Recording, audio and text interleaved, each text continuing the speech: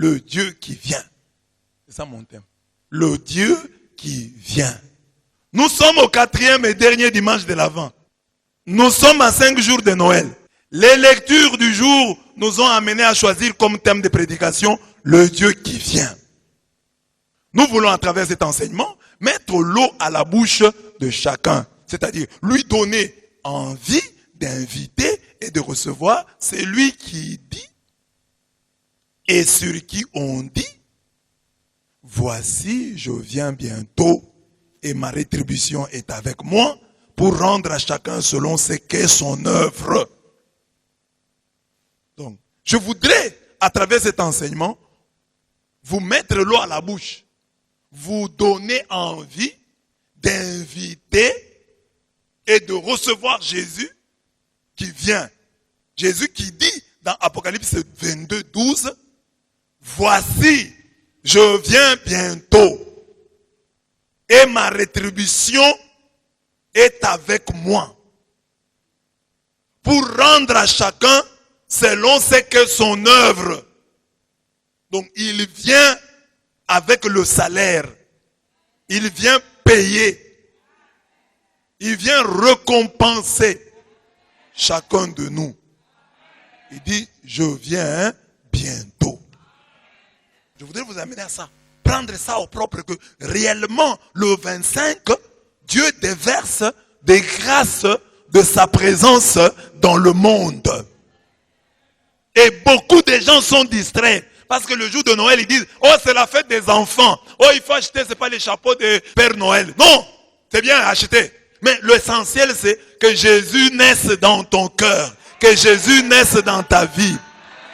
Que tu le découvres et le rencontres comme Emmanuel. Ne te laisse pas distraire par les commerçants.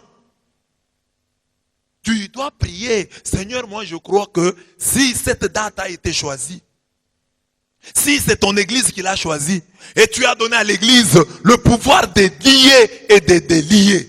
L'église a lié, a dit, le 25, nous célébrerons la fête de Jésus-Christ, soleil de justice, qui a les rayons qui nous guérissent.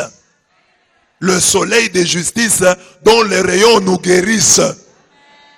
Si l'église a lié, a dit, le 25, le soleil brille. Et dans ces rayons, il y a la guérison. Il faut que toi tu crois que le 25, si tu es malade, le 25, Dieu va te soigner. Le 25, Dieu va venir chez toi. Parfois on dit, voilà, venez demain à la prière, Dieu va agir. Oui. C'est un homme qui a parlé. Demain à la prière, Dieu va agir. De la même manière, l'église de Jésus-Christ a dit, le 25, quelque chose se passe dans le monde. Ce que vous lierez sur la terre sera lié dans les cieux. Et ce que vous délierez sur la terre sera délié dans les cieux. Dont les rayons nous guérissent. Amen. Donc il faut croire au réalisme de Noël. Ce n'est pas une cérémonie. On ne vient pas blaguer. On ne dit pas des choses pour amuser la galerie. Il y a des grâces à chaque fête. Il y a des grâces du Christ roi de l'univers. Il y a des grâces, le 1er janvier par exemple, nous avons la Sainte Vierge Marie, Mère de Dieu. Il y a des grâces qui viennent sur la terre, les grâces de ce jour-là. Les grâces de Noël aussi existent. Les grâces de la Pentecôte existent. Les grâces de la Pâque, c'est réel. Croyez. Amen. C'est pourquoi on nous donne 4 semaines pour nous préparer à recevoir. On ne blague pas. C'est 4 semaines. Pas pour nous préparer à acheter le coq à manger à Noël. C'est pas 4 semaines pour nous préparer à trouver des habits à porter ce jour-là. C'est 4 semaines nous préparons à Jésus une place dans notre cœur. Si hier il est né dans une étable à bœufs, nous voulons qu'aujourd'hui il naisse dans nos cœurs. Il naisse dans nos familles. Ces jours-là, il a eu cette malchance de naître dans cette étable parce que les gens ne le connaissaient pas. S'il vient aujourd'hui, nous tous nous le connaissons, nous allons nous précipiter pour l'accueillir chez nous, pour qu'il naisse chez nous, pour qu'il vienne habiter chez nous. Que Jésus-Christ naisse chez toi. Comme on a envie que tel véhicule, tel chef, tel responsable vienne chez nous. Mais pour Jésus, ça doit être plus. Qu'il vienne chez nous.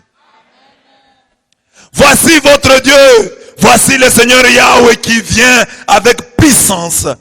Son bras assure son autorité. Voici qu'il porte avec lui sa récompense et son salaire devant lui.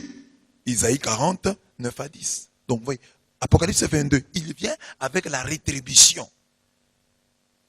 Isaïe 40, 9 à 10, il vient avec la récompense. Isaïe 62, 11. Voici ton sauveur arrive. Voici le salaire est avec lui et les rétributions le précèdent. Partout on dit il ne vient pas bien vite. Il vient avec la rétribution. Il vient avec le salaire. Il vient avec la récompense. Il ne vient pas pour que toi tu lui donnes. Il vient te donner. Il ne vient pas pour que toi tu lui payes. Amen. Jésus vient avec le salaire. Il vient avec la récompense. Il vient avec la rétribution. Alors, un homme, si vous apprenez que tel homme vient vous payer, comment vous allez vous sentir? La veille de sa venue, vous allez dormir. Avant de dire ce qu'il vient faire, les dividendes de sa venue, voyons d'abord ce qu'on veut affirmer.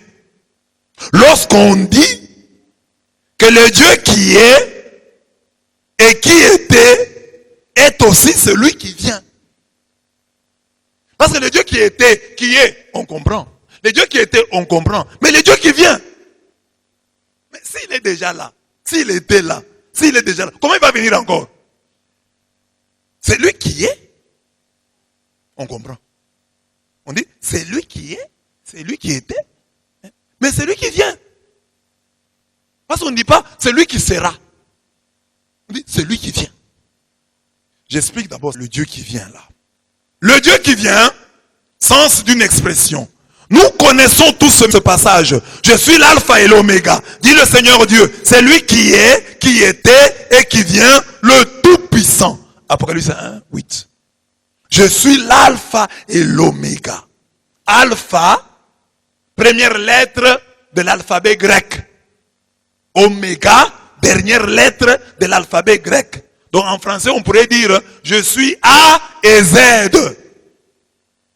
C'est-à-dire, je suis le commencement et la fin. C'est pour dire, il occupe tout l'espace, il occupe tout le temps. Il est partout. Il est toujours là. En méditant sur ce passage, on peut donner deux principaux sens à l'expression le Dieu qui vient. Premier sens, l'éternité divine. Le Dieu qui est, qui était et qui vient, ça veut dire le Dieu éternel. On veut parler de l'éternité. En présentant Dieu comme celui qui est, qui était et qui vient, la Bible veut nous dire que Dieu est éternel. Il est là, il sera là, car il a toujours été là. Nous l'avons trouvé, nous le laisserons. Amen. C'est la vérité que chante le psalmiste. Lisons ensemble le psaume 91 à 2. Seigneur, tu as été pour nous un refuge d'âge en âge. Avant que les montagnes fussent nées, enfanter la terre et le monde, de toujours à toujours. De toujours à toujours, tu es Dieu. Seigneur, tu as été pour nous un refuge de génération en génération. Avant que les montagnes fussent nées, enfanter la terre et le monde, de toujours à toujours, tu es Dieu. Dans les Saintes Écritures, l'affirmation de l'éternité divine marche de pair avec celle de l'évanescence de l'homme. Quand dans la Bible on dit que Dieu est éternel, vite, on affirme que l'homme, lui, est évanescent. Que l'homme passe. Que l'homme est comme un souffle.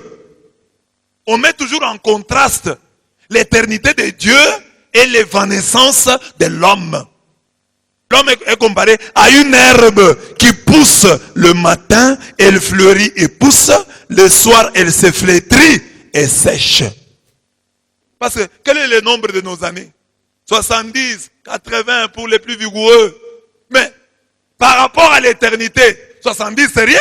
Donc l'éternité de Dieu est toujours mise en contraste avec la fragilité, l'évanescence de l'homme. Psaume 90, 5 à 6. Psaume 103, 15. L'éternité divine se confond souvent avec l'immuabilité ou l'immutabilité. On peut parler de l'immuabilité. Immuabilité, c'est le fait pour Dieu de ne pas changer. Dieu est immuable, c'est-à-dire il ne change pas. L'éternité se confond souvent avec l'immuabilité. Mais on peut parler aussi de l'immutabilité. Elles sont des synonymes. Immuabilité. Dieu qui ne change pas. C'est pourquoi Jacques 1,17 dit, Dieu chez qui n'existe aucun changement ni l'ombre d'une variation. Je suis le Dieu de tes pères, le Dieu d'Abraham, le Dieu d'Isaac et le Dieu de Jacob. Quand Dieu dit ça, Exode 3, 6, il veut dire que je n'ai pas changé. Comme j'ai fait avec Abraham, je vais faire avec toi Isaac. Comme j'ai fait avec Isaac, je ferai avec toi Jacob. Comme j'ai fait avec Abraham, Isaac et Jacob, je ferai avec toi. Cette immuabilité est chantée par l'Épître aux Hébreux. Jésus-Christ est le même hier et aujourd'hui, il le sera à jamais. Texte qu'un chrétien normal doit connaître. Cette immuabilité est chantée par l'Épître aux Hébreux. Jésus-Christ est le même hier, aujourd'hui, il le sera à jamais. Donc, savoir que Dieu est immuable nous remplit de joie et d'espérance. Que Dieu est éternel nous remplit de joie et d'espérance. Parce que les enfants qui sont ici, quand l'idée de la mort de votre père vous traverse l'esprit, papa est encore en vie, mais l'idée seulement, vous vous imaginez, le jour où papa va mourir, ça fait déjà mal l'idée qu'un jour, papa ne sera plus là. Qu'un jour, nous irons au cimetière et nous laisserons papa. Un jour, nous rentrerons à la maison comme ça, papa n'est pas là. On va l'attendre, papa ne va plus revenir. Cette idée-là seulement, quand elle vous traverse l'esprit, vous devenez triste. Déjà quand j'ai dit ça, il y a des gens qui sont devenus tristes. C'est possible, monsieur l'abbé. Oui, c'est possible.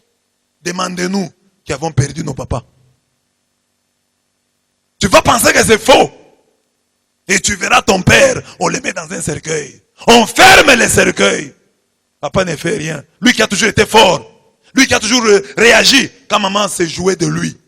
Mais là, il ne va plus réagir. On prend papa, on met dans le véhicule. Papa ne dit rien. On l'amène au cimetière. On dépose le cercueil de papa. Et papa descend dans la tombe.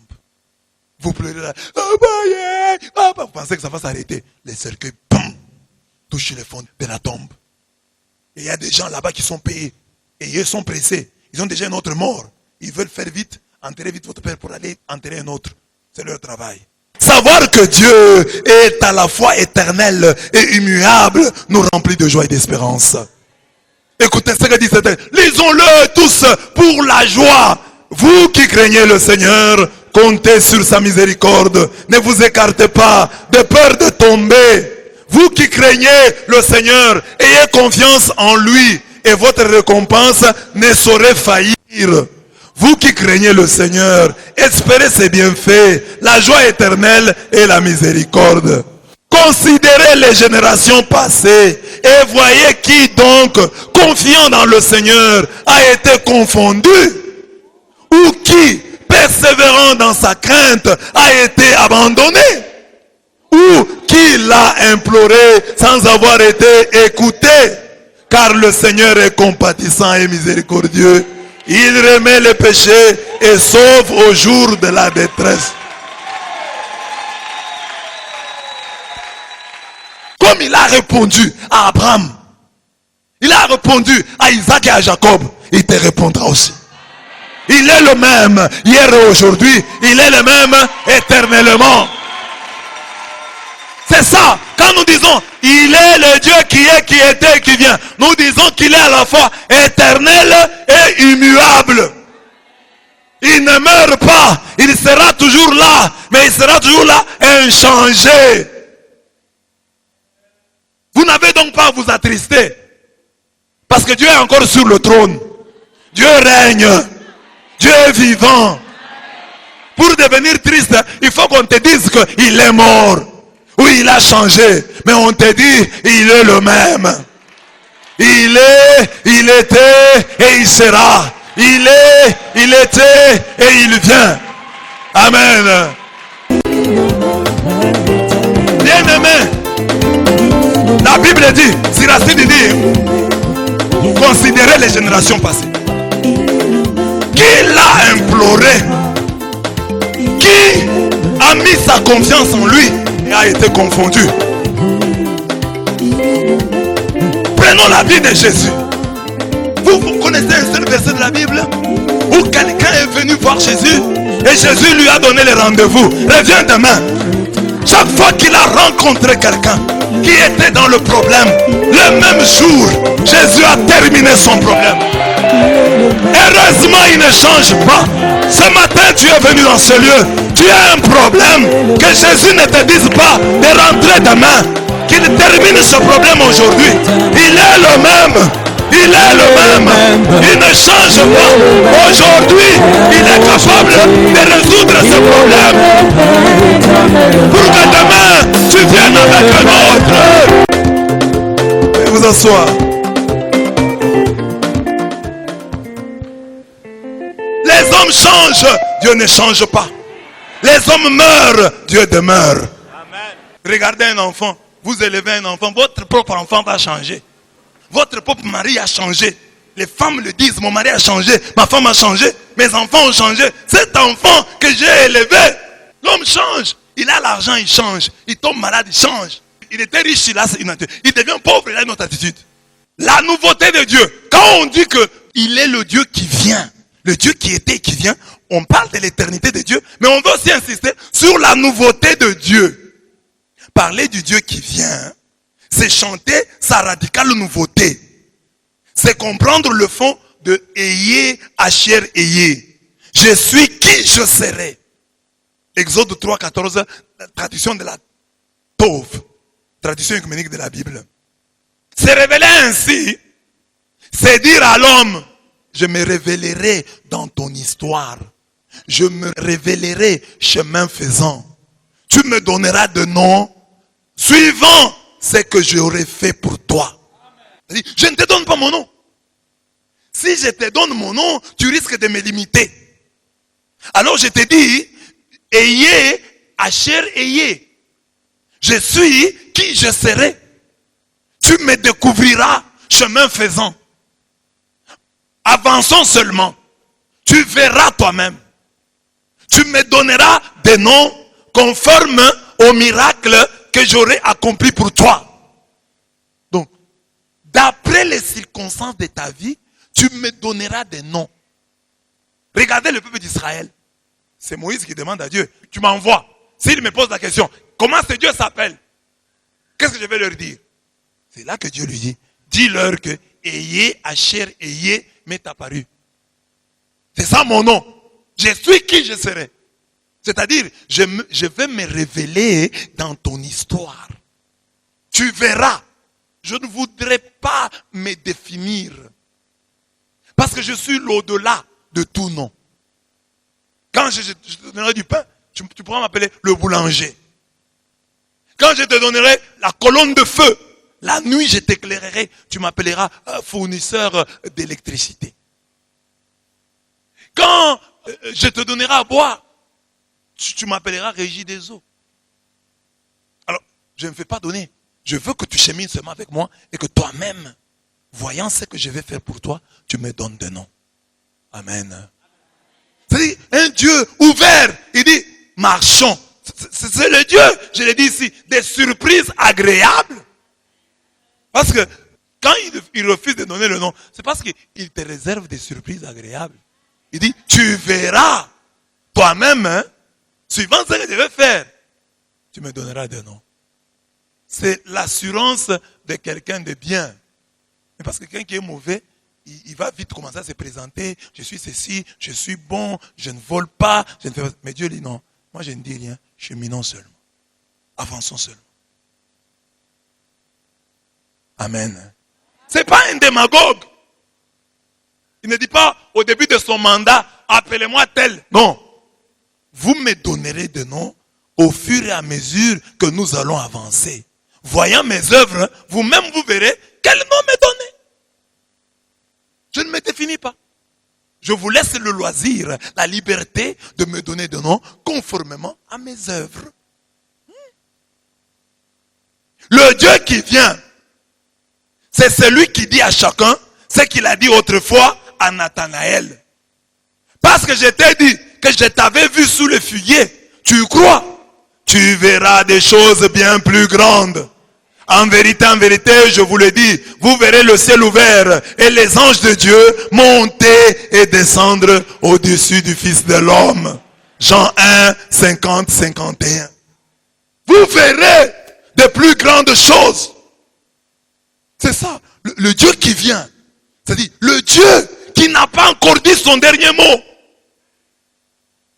Le Dieu qui a encore beaucoup de numéros dans sa gibecière, qui a encore beaucoup de surprises agréables dans son panier. Le Dieu qui n'a pas encore sorti son dernier numéro. C'est comme nous sommes là. Hein? Tu te réveilles, tu lui rends grâce. Merci Seigneur pour ce jour nouveau. Il te dit, mais parce que je t'ai réveillé. Tu crois? Tu verras de plus grandes choses. Amen. Oui, ces paroles-là sont dites aux hommes et aux femmes reconnaissants. Donc il faut d'abord commencer par dire, Seigneur, tu m'as vu sur le figuier. Ah, tu es le Fils de Dieu. Jésus dit non, parce que je t'ai dit que je t'ai vu sur le figuier. Tu crois? Tu verras de plus grandes choses. Amen. Dis à Dieu, tu m'as donné les cheveux. Merci de m'avoir donné les cheveux. Merci de m'avoir donné les nez. Merci de m'avoir donné les oreilles. Merci de m'avoir donné une bouche. Alors quand tu les remercies pour ça, Dieu dit, pour la bouche, tu crois, tu verras de plus grandes choses. Pour les oreilles, tu rends grâce, tu verras de plus grandes choses. Pour les enfants que tu as ici, tu crois, tu verras de plus grandes choses. Il faut être reconnaissant envers Dieu. Et s'extasier devant le bien qu'il nous fait, si petit soit-il. Le Dieu qui vient, c'est celui à qui tout homme doit dire, tu as gardé le bon vin jusqu'à maintenant. Aux noces de Cana, ils sont arrivés. Ils ont commencé à prendre un vin là. Et puis le vin là, c'est terminé. Le vin des hommes, c'est épuisé. Dieu dit ça sur ta vie. Et toi, tu dois le lui dire. Seigneur, tu as gardé ton bon vin jusqu'à maintenant. Le meilleur est devant toi. Le meilleur vin est devant toi. Alors, les gens qui veulent être bénis, faites très attention. Vous qui tout le temps ne pensez qu'au passé. Oh, j'étais bien. Oh, j'avais bien. Vous vous bloquez. Il faut dire à Dieu, tu as gardé le bon vin jusqu'à maintenant. Le meilleur est devant nous. Le meilleur n'est pas derrière nous. Quand tu es dans le mariage, tu commences à penser à tes ex, tu te bloques. Tu es au travail, tu commences à penser à l'ancien travail là, tu te bloques. Tu es locataire, tu commences à envier l'ancienne maison que tu louais là. Tu te bloques. Regarde de l'avant. Dis à Dieu.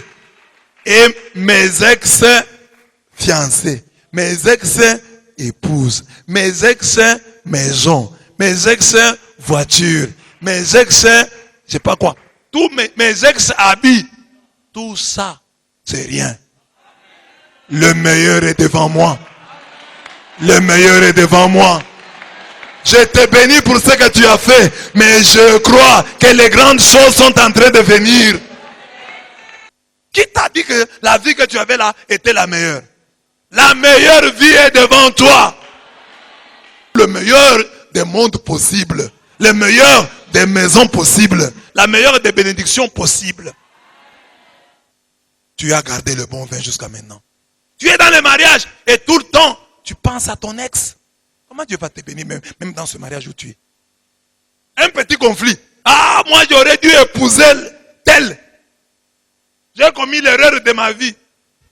Et quand ton mari part, tu restes dans ta maison avec l'album et tu regardes ton ex là, qui est déjà marié. C'est le Dieu des surprises agréables et inimaginables. C'est que l'œil n'a pas vu, c'est que l'oreille n'a pas entendu, c'est qui n'est pas monté au cœur de l'homme, tout ce que Dieu a préparé pour ceux qui l'aiment. Donc Dieu a préparé pour toi quoi? C'est que l'œil n'a jamais vu. Dès que tu as vu une chose, Dieu dit non, je vais te donner une autre. Dès que tu as entendu, Dieu dit non, je vais te faire une... Il est le Dieu des surprises agréables. Ce que tu n'as pas vu, ce que tu n'as pas entendu, ce que tu n'as pas aimé, ce que tu n'es jamais monté dans ton cœur, voilà ce que Dieu a préparé pour toi. Voilà les genres de bénédictions que nous voulons recevoir de Dieu. Comme je ne cesse de vous dire, même moi qui vous prêche ici, je n'ai pas l'idée exacte de ce que Dieu va faire pour vous. Même quand je prie pour vous, je dis toujours que Dieu me surprenne. Et Dieu fera toujours au-delà de notre imagination. C'est pourquoi on appelle le Dieu qui vient. Le Dieu qui vient. Tu ne peux pas dire je le connais déjà. Il fait ceci. Il est le Dieu qui vient. C'est-à-dire il a toujours des surprises. Il est le même. Mais toujours étonnant. Il n'y a pas de monotonie chez lui. Parce qu'il y a risque de penser que comme il est le même, il est monotone. Il n'est pas monotone. C'est le Dieu des surprises agréables. Des surprises inimaginables. Même au ciel, nous serons surpris. On va dire au ciel, il y aura la monotonie. Seulement le premier jour. Non, chaque jour au ciel, nous serons surpris. C'est un Dieu infiniment surprenant. Chaque jour au ciel sera un jour nouveau. Au ciel, il n'y aura pas de routine. Vous allez dire, oh, au ciel, on va commencer seulement à chanter, ça va nous ennuyer. Il n'y aura pas d'ennui devant ce Dieu infiniment surprenant. Il n'y aura pas de monotonie. Il n'y aura pas d'ennui. Dans l'éternité, il n'y a pas d'ennui. Et Dieu dit que partielle est notre science, partielle aussi notre prophétie. Nous ne le connaissons pas. Nous ne connaissons que son dos. Toute la théologie que nous faisons, nous ne parlons que du dos de Dieu. La face de Dieu, sa gloire. Nous ne la maîtrisons pas. Il nous donne des flashs, il nous donne des idées, mais nous ne la maîtrisons pas. C'est pourquoi j'ai dit, il est un Dieu infiniment surprenant.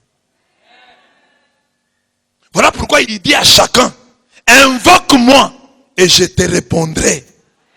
Je t'annoncerai des choses grandes et cachées dont tu ne sais rien. Jérémie 33, 3. Notre connaissance est partielle. Notre prophétie est partielle. Même ce que je vous dis de lui là, c'est partiel. Même ma théologie que je suis en train de faire ici, il est capable de la surprendre agréablement. Ce que je vous dis là, c'est petit par rapport à ce qu'il est capable de faire. C'est rien par rapport à ce qu'il est capable de faire. Donc il faut toujours savoir que quand nous prions, nous n'avons pas l'idée des grâces, des bénédictions dont Dieu est capable. Voilà mes bien-aimés, quand nous disons le Dieu qui vient, nous voulons dire le Dieu éternel, le Dieu immuable. Nous voulons aussi dire le Dieu de la nouveauté radicale, le Dieu des surprises agréables et inimaginables. Le Dieu qui vient. Ah, Dieu, je connais les gens, à Noël il va venir. Non! Cette fête de Noël est différente. Parce que c'est la fête du Dieu qui vient. Et le Dieu qui vient, vient toujours avec des surprises agréables. t'habitues pas à lui. Mais dis pas, voyez, Jésus est parti chez lui, hein, dans son village, à Nazareth. Il n'a pas pu faire de miracles. Les gens ont prétendu le connaître et ils ont verrouillé leur miracle. Ah, on connaît déjà. On le connaît, non? C'est le fils du charpentier. Sa maman est ici. Ses frères sont là. Ses soeurs sont là. Il n'a pas pu faire de miracles là-bas. Parce que les gens prétendaient le connaître. Mais quand il va quelque part où les gens disent qu'ils ne le connaissent pas, il fait des merveilles. Tu ne connais pas Dieu. Ta connaissance est partielle. Ne dis pas que cette fête de Noël sera comme celle de l'année passée. Il est Dieu qui vient. Le Dieu des surprises agréables. Le Dieu des surprises inimaginables. Dit qu'il va faire encore. Et il va faire mieux. Il a des surprises pour toi. Alors il faut croire. Est-ce que tu crois? Est-ce que tu crois qu'à Noël cette année, le soleil de justice va briller pour toi? Et dans ces rayons, il y a la guérison pour toi.